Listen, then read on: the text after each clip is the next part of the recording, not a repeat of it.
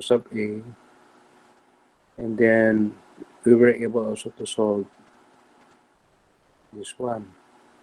This is nu sub A relative to nu sub B relative to B, nu sub B relative to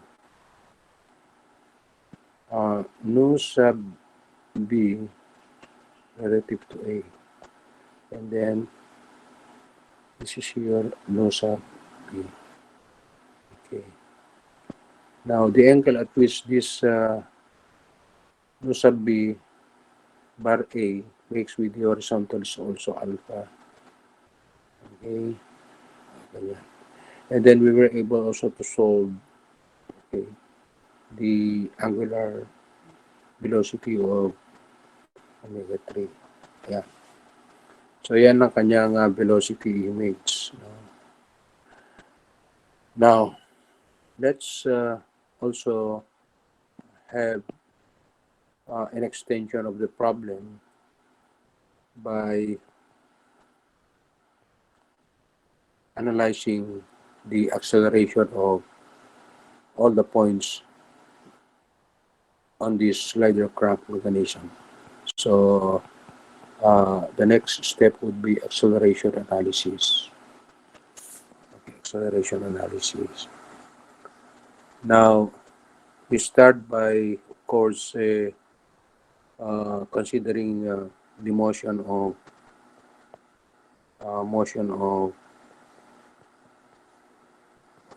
the crank, which is rotational motion, and analyze yung mga acceleration that is involved here. Okay. So, simplify ko na lang yung drawing. Ito yung O natin, ito yung A natin. And the motion of point A is rotational. Okay. So, it will describe a circle. Okay. And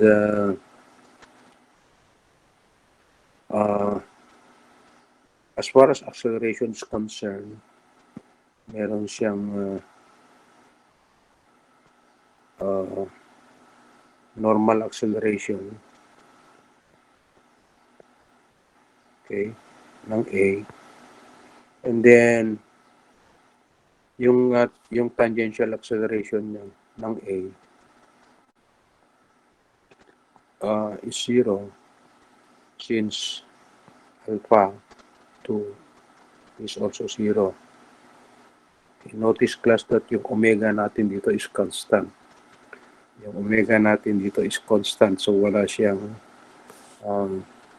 alpha. Ibig sabihin, umiikot lang yan. No? Umiikot lang yan in constant motion. Okay, so remember class that your A sub t will have the formula alpha 2 times r. But since alpha 2 is equal to 0, then this whole thing is therefore 0. So that the acceleration of A, okay, would be simply equal to A sub NA. Gawin natin ng small letter yan. Okay. Sige, big letter na lang.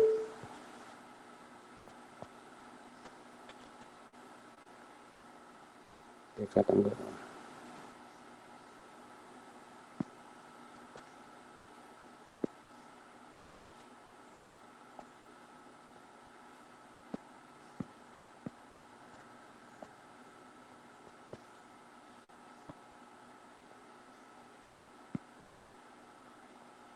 Yan. Okay, so that would be squared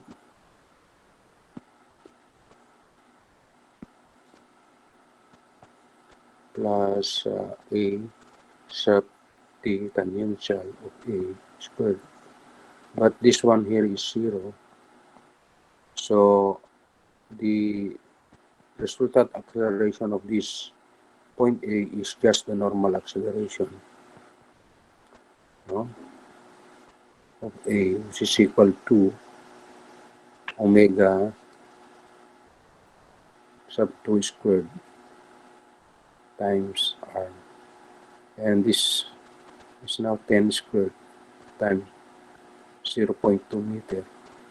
And we have A sub A. Pag i-compute nga ito, 100. So this is 10 times 10 is 100. So this is 20 meters per second squared.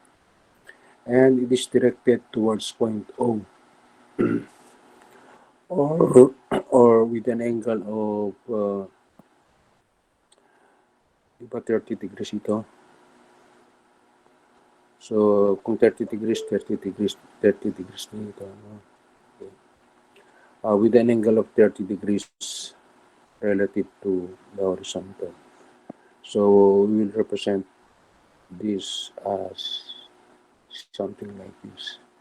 The A sub A natin. And this is now your 30 degrees.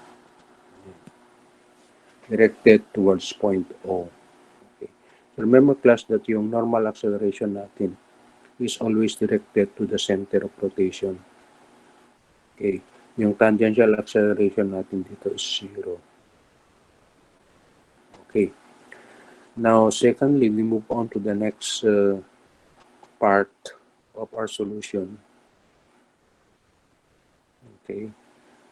Which is the motion of the connector.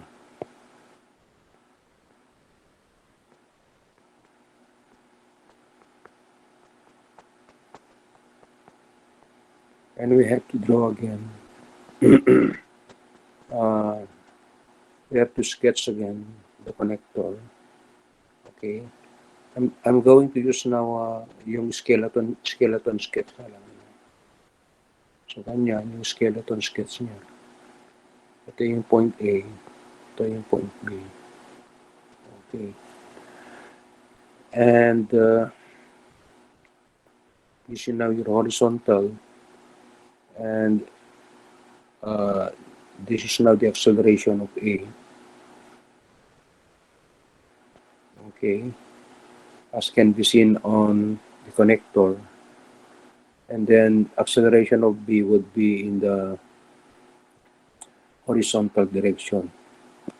Pero hindi pa natin alam yan kung ganito siya, to the right siya or to the left. Okay. So this is the acceleration of B. And because of the difference in this acceleration between these 2 points, okay, between these 2 points, this connector will have a general plane motion. So, pag sinabi natin general plane motion class, it is a combination of rotation and translation or translation and rotation. Okay. So, this is therefore a GPM or general plane motion. And we're going to break down each of this motion. Okay, so breaking down each of this motion, one motion would be translation. So that would be depicted as something like this. Okay, we're going to have a separate drawing. Yan. And then considering only 2 points, A and B, okay, yung translation motion niya would be in the direction of A sub A. So, ganyan yan. In the direction of A sub A. So, this is now its, this is translation. This is translation.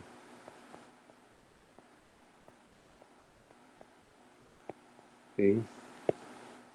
With A sub A.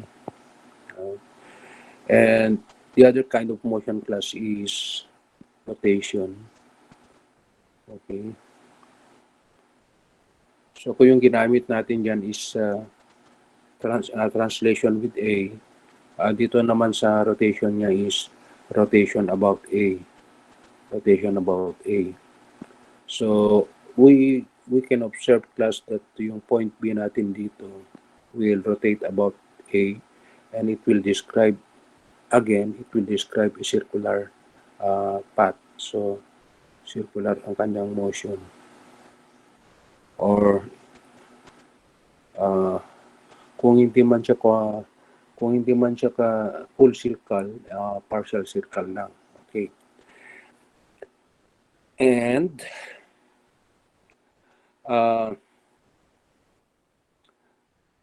so I'd like to label this as rotation about A. Rotation about A. Okay. So yung GPM na yan would be translation with A plus rotation about A. So if we're going to analyze now the acceleration of point B, one would be normal and the other one is tangential. Okay, so ganyan. So we're going to symbolize this as A, B relative to A. Okay, normal.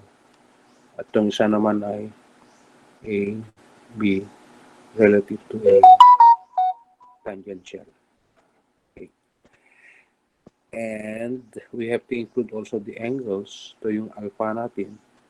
Therefore, this also will make an angle of alpha ito. Okay. And take note class that these two are mutually perpendicular. And the resultant of this is the diagonal of this parallelogram. Ito yung resultant ng dalawa. Okay. So this will be A sub B relative to A. Yan ang resultant niya ng itong dalawa. Okay. Now, yung tangential natin, pwede rin ganyan siguro ang kanyang, we will, at this point in time, hindi pa natin malaman yung kanyang correct sense, no? Okay, correct sense. Kagaya nito sa A sub B, hindi natin alam kung to the right, to the left. But, malalaman natin yan kapag na-drawing na natin yung velocity, acceleration polygon. Acceleration polygon. Okay. Bakit alpha yun? 30 degrees pala yung isa.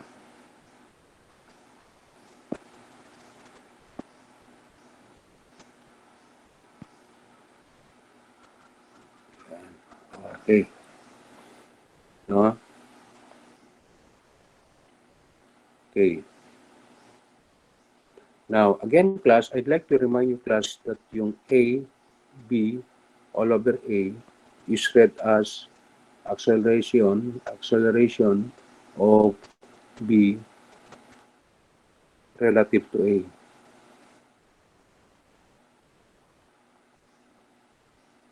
Yan.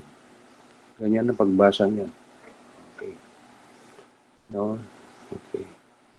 So we regard A as this is as the center of rotation.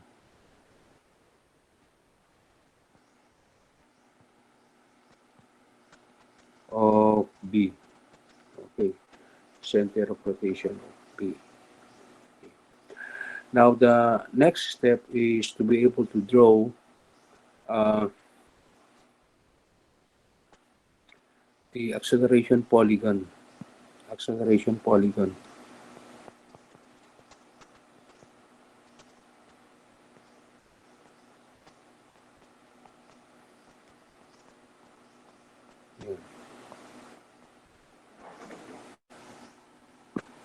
And paano ba? It will be something like this. Okay.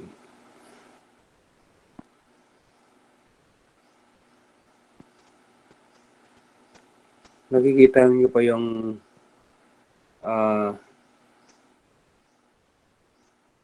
nakikita niyo yung whiteboard screen ko? Can you still Yes, sir. see? Yes, sir. Yes.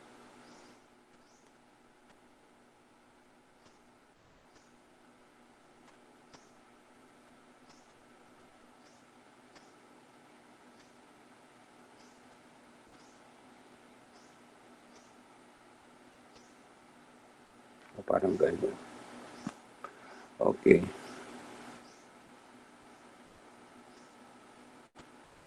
This is A sub A. Yan, A. And then this is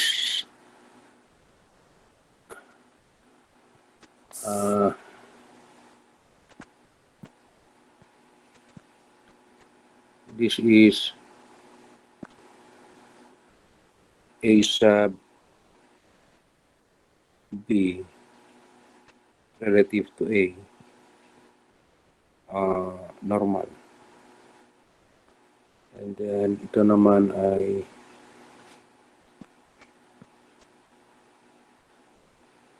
this one is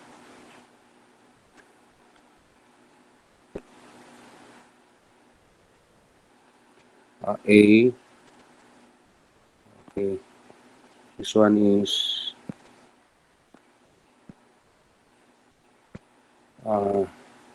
A sub B all over A tangential.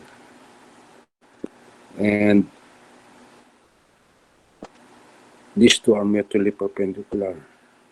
Okay. Now notice, class, that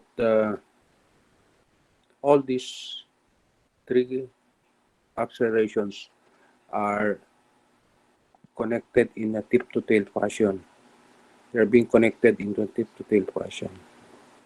Okay. And the angle of this is 30 degrees. Ito naman yung alpha natin. And this is also alpha. Okay.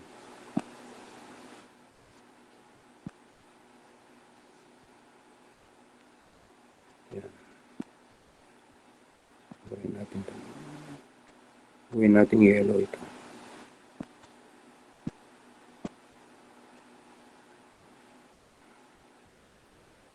Yan. Okay. That's better. Okay.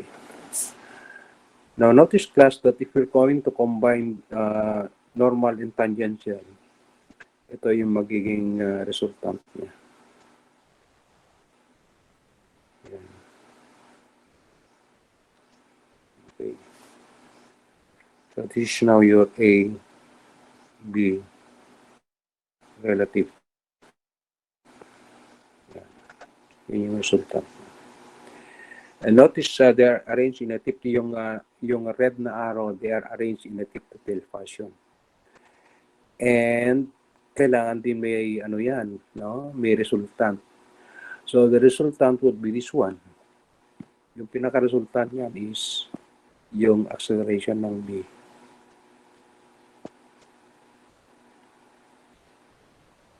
Ganyan.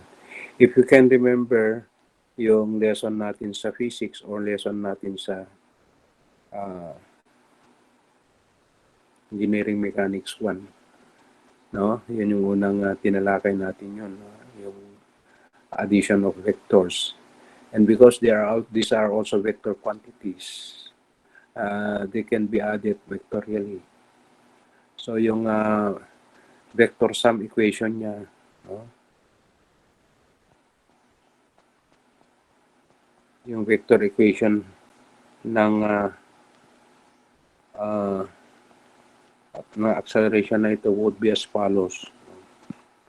So we have A sub B, okay, would be equal now to A sub A plus quantity A sub B relative to A normal plus A sub B relative to A tangential. Okay.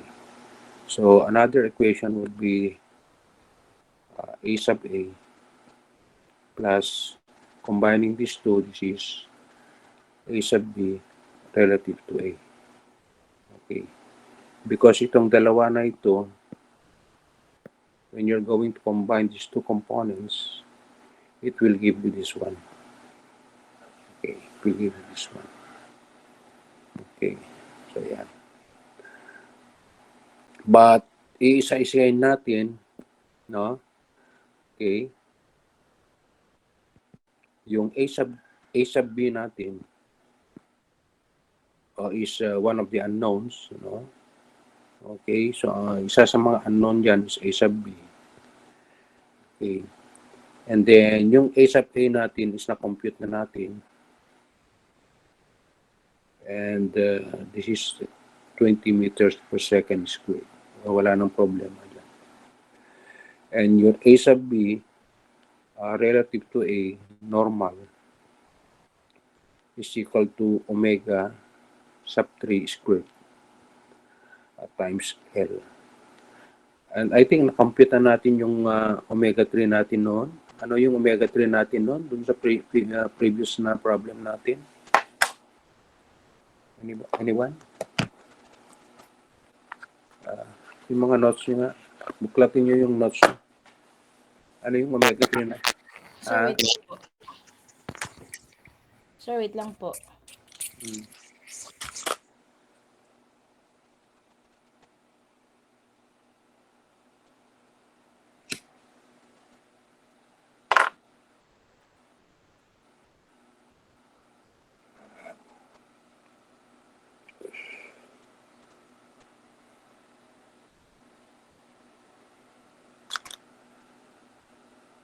Sir, yung omega noon? Oo, omega 3. Wait lang, sir. Yung omega 3, sir, is 4.48 Okay, rad so per second. this is therefore equal to 4.48 times yung L natin is 0.4 meters. And ang answer natin dito is, pag-compute na, 1.792, sir. 1.7, 92, sir. Sakto. 1.8 na lang pwede. 1.79. Ay, sige, sir. Pwede po. 1.8 meters per second square. And then yung acceleration of B relative to A tangential would be equal to alpha 3 times L. Yung alpha natin dyan, yung acceleration ng ding 3 is another unknown. No? Yan ang isang hahanapin natin. Okay. So meanwhile, 1.792, sir. we have this equation as 0.4 alpha 3. Yan. Yung alpha natin dyan is yet to be solved. And the next step, class, is to anong step na tayo? 3, step 4. Okay, let's do this step by step. Step 4. Yan.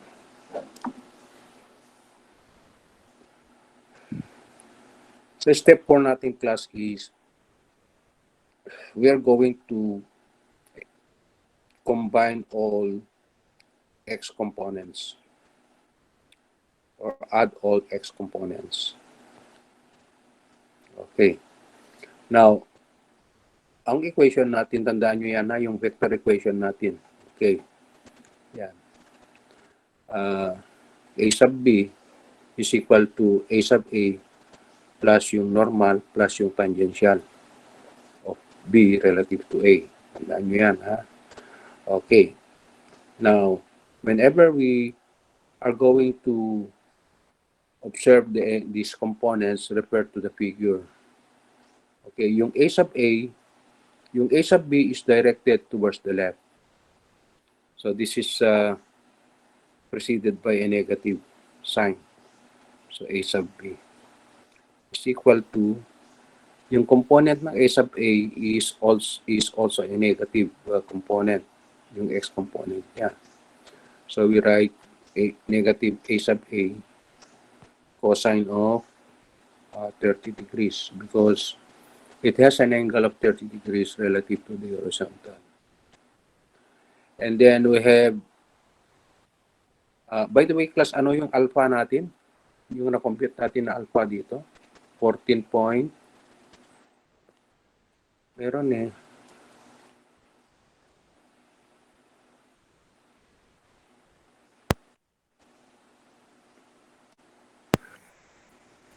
Tingnan nyo, ano, compute natin na alpha. 14.14 ba yun?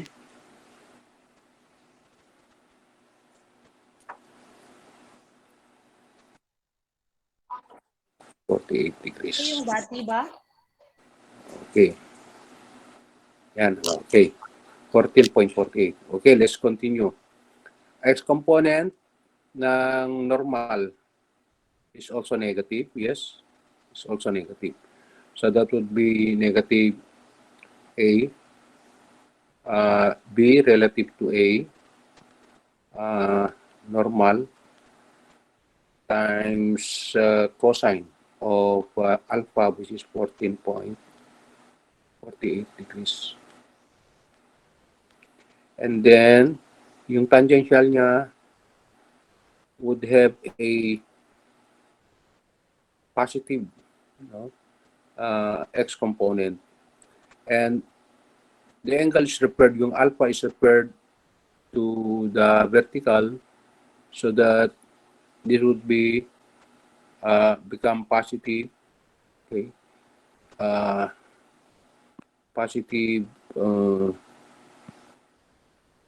quantity A sub B relative to A, tangential.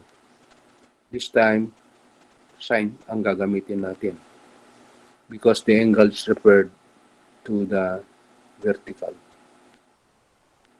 Okay. Now, so that we have A sub B, negative, is equal to yung A sub A natin is negative, that it would be 20 meters per second square times cosine of 30 degrees.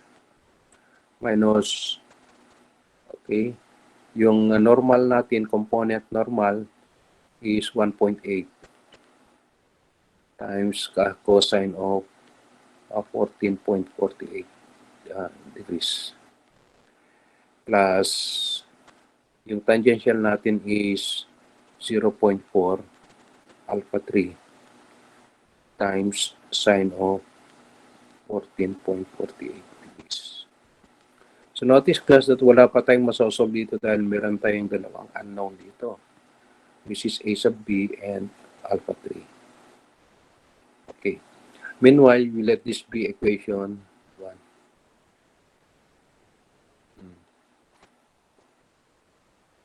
And then the next equation would come from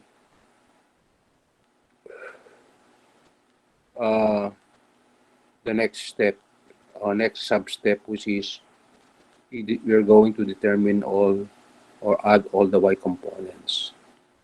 So following the same vector equation, we can see that yung A sub B this time is 0.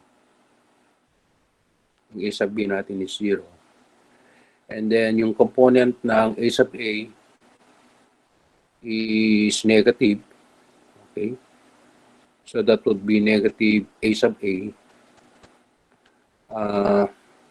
times sine of 30 degrees. And then next is yung normal component ng B relative to A is positive. No? So that would be plus A sub B relative to A normal.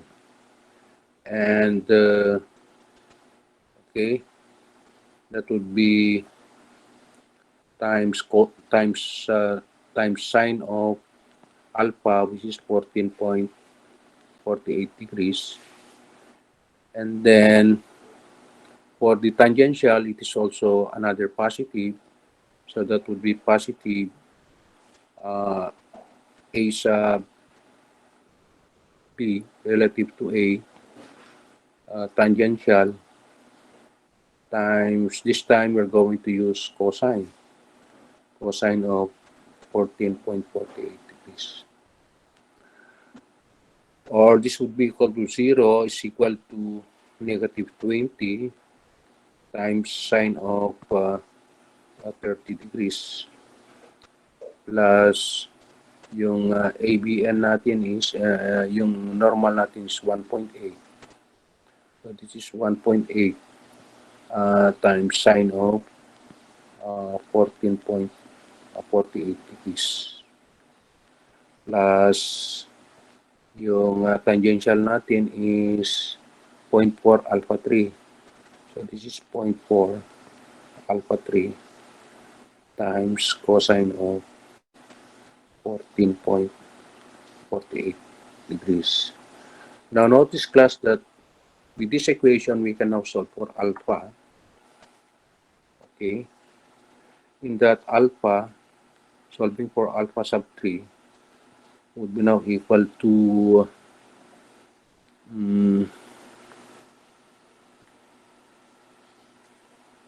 ano ba yan?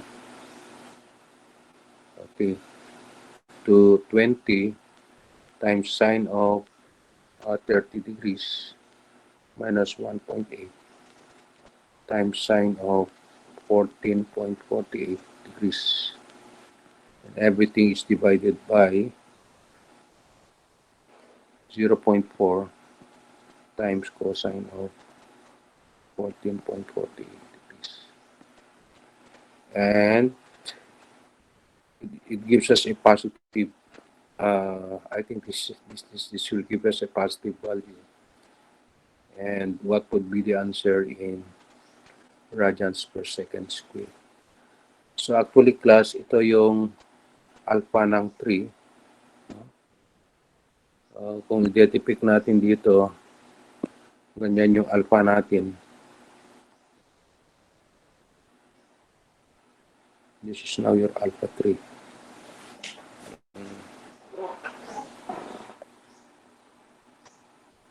Okay, ganyan yung ikot niya. So, acceleration ng connector yan. Anong answer pag i-compute?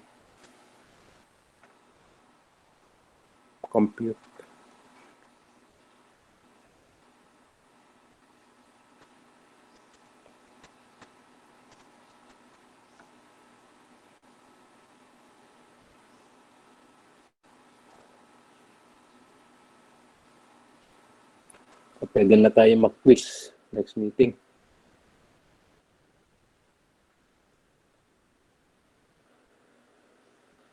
Ito yung answer natin.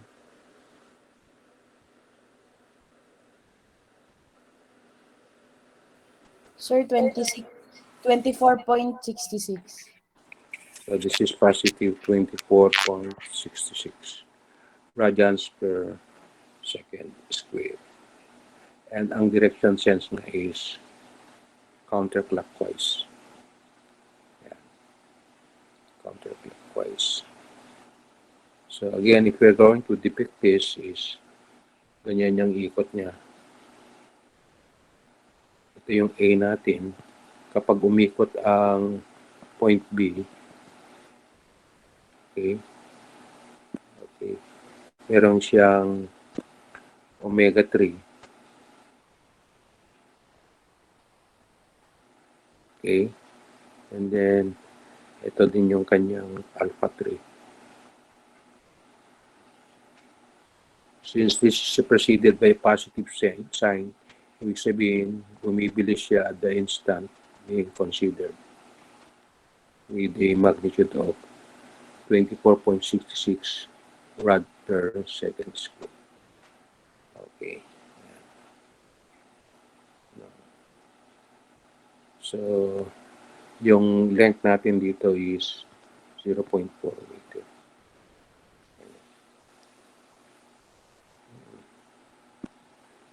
Ito din yung tangential niya at ito din yung normal niya.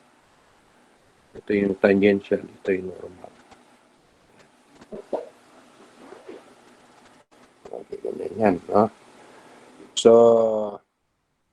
we let this be equation 2. And now we are ready to solve the other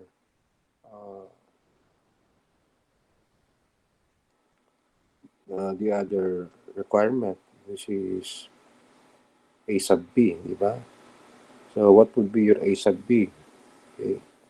So if you're going to substitute equation 1 in equation 2.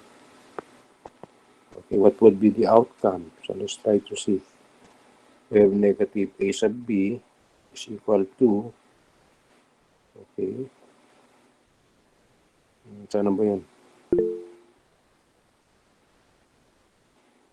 At negative 20 cosine of 30 degrees. Okay.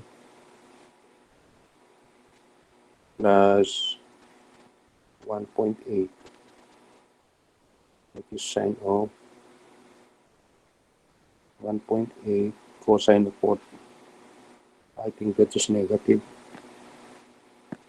Minus pala yun. So that would be minus 1.8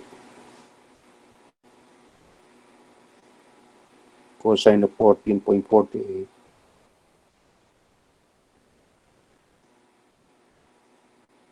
Okay. And then plus 0.4 alpha 3 times sine of 14.48.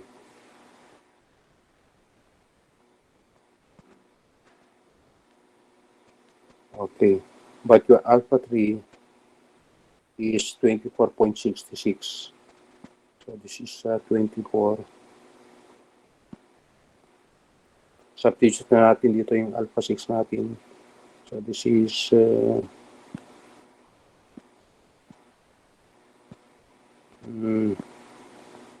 okay. 24 point, ano ba yan?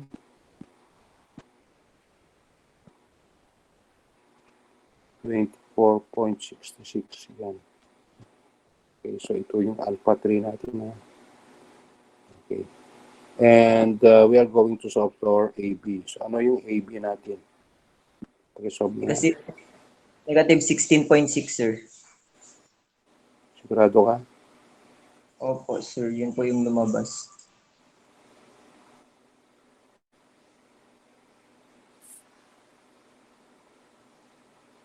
Sir, tama po. Negative 16.60. Take note na meron pang negative din dito. May negative. So kanyan yan, negative 16 Yes, point, sir. point 5969. 6 po. 16.6 6, sir. 6 po. meters per second square. Or your AB is positive 16.6. 16.6. 16.6 meters per second square. So, ibig sabihin, tama yung assumption natin sa kanyang direction sense that it is to the left. No? Okay. It is to the left. So, ang physical meaning nito, class, is yung acceleration ng point B at the instant being considered is point B is moving accelerating slower, no? Or this is called deceleration. No? Nag-decelerate yung point B at that particular instant, no? When the angle is 30 degrees, yung ating crank, no? Now, values of these accelerations may vary depending upon the position of the crank, no? And since these are now values when the crank is 30 degrees with respect to x-axis, no? We call this instantaneous accelerations. Paano class? Instantaneous. So kung halimbawa babaguhin natin yung kung yung angle ng crank, no, kaya ang mako-compute natin, no? Okay. So itong 30 degrees ang gawin natin theta yan. Kung halimbawa babaguhin natin yung theta na yan, say 40 degrees. No? Okay. Ano kaya ang magiging values ng mga yan? Siguro assignment nyo na lang yan, no? So yung assignment natin, okay. So let's see. For your assignment. And this is to be passed next meeting.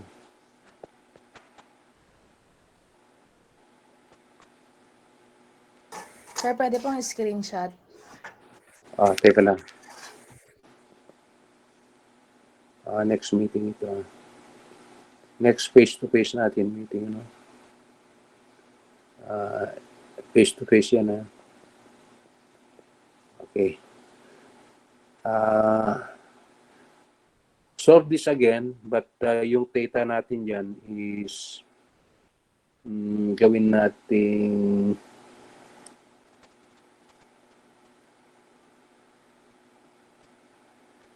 65 degrees with respect to x-axis.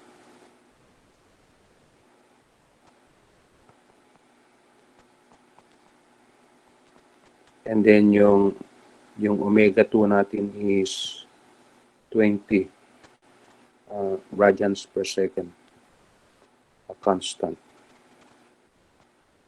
Okay. And you're going to determine the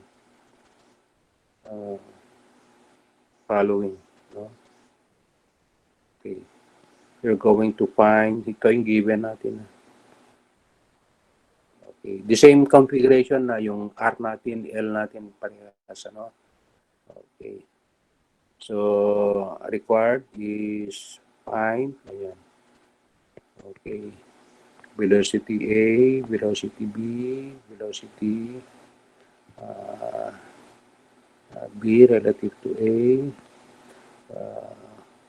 omega 3. Ayan. And then, sa acceleration niya is acceleration of A, okay, acceleration of B, okay, acceleration of rather alpha 3.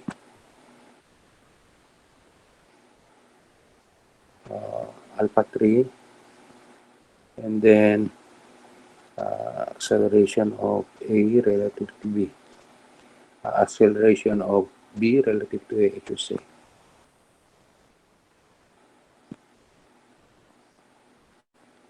Okay. So, ito yung mga hanapin natin. Now, hindi pa tayo tapos diyan sa problem, ano? Kasi meron pa tayong gagawin diyan, ano? Okay. So, take note itong assignment nyo. Baka makalimutan natin na ibigay. Dati kami ibigay. Now, let's now proceed to the last